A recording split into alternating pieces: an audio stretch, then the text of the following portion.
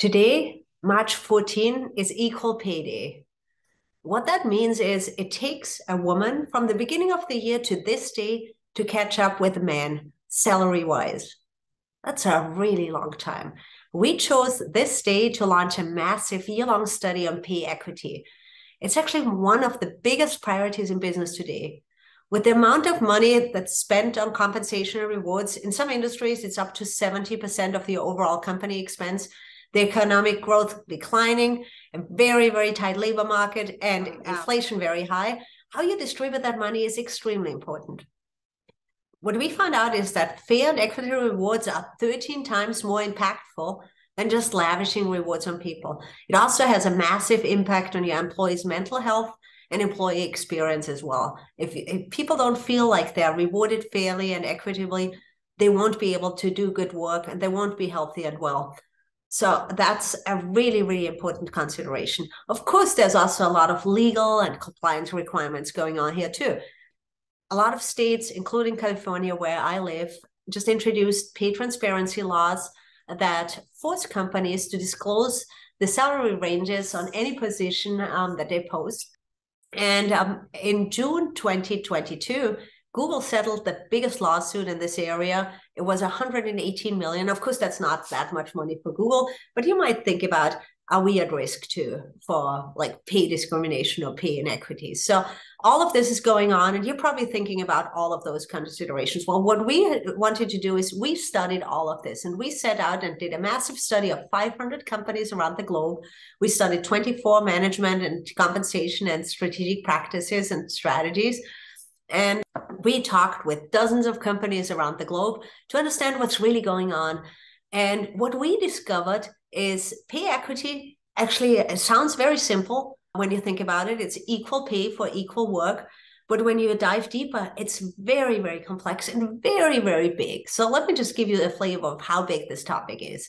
It's bigger than base pay. So if thinking about pay equity just in base pay is not enough. You think about your sign-on bonuses and your other bonuses and your incentive pay and your stock and even rewards, other rewards, benefits and all of that. Companies like Microsoft, Schneider Electric, and Accenture are very public about their pay equity strategies, and they draw a holistic picture of all of the rewards. So not just base pay.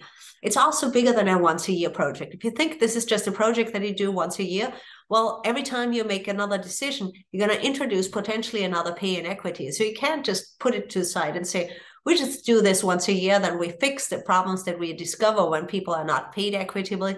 Won't work, because you got to think about this all the time.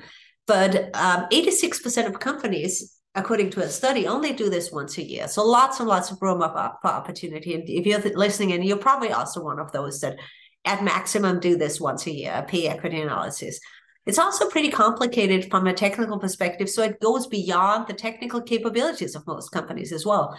But only 13% of companies use specialized technology to identify these pay inequities proactively and just take action on that. It also needs to go beyond gender. It's not just about gender pay. I made the comment about Equal Pay Day, and that's a very important one, but there's other categories, other diversity dimensions that you need to think about.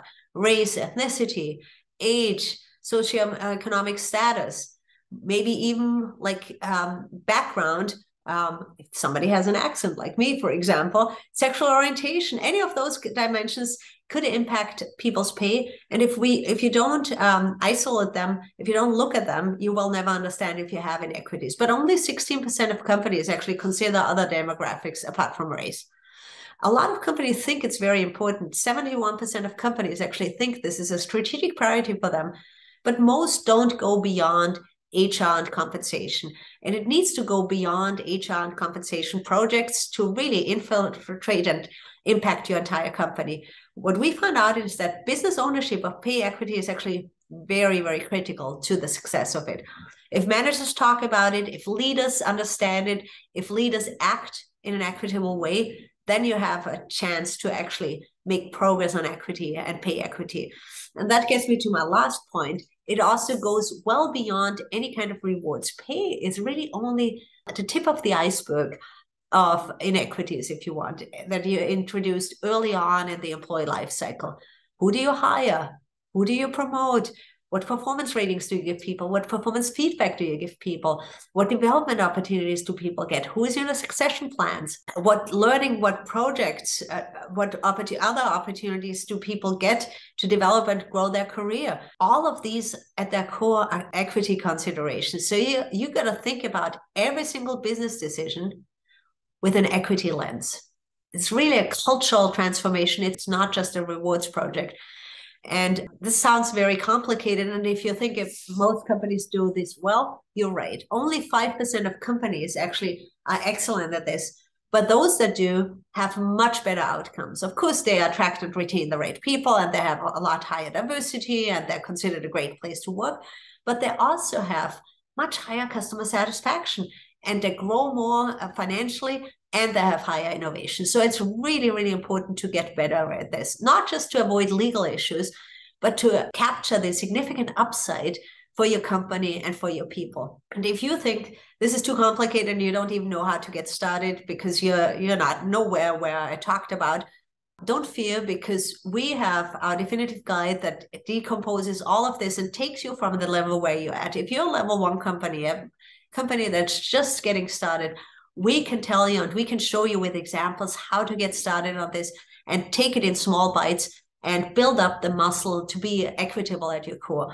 And the reason why I'm so excited about this goes actually beyond even your company. This can impact communities and lives and add to the people sustainability. And we'll talk much more about people sustainability in the coming month and year, to the people sustainability of your entire company. Because when you pay people in an equitable and fair way, you actually also help them have more equitable opportunities, and that impacts communities and the society and the future of your company and the future of the world. So very, very exciting, and I can't wait to share this with you. Thank you.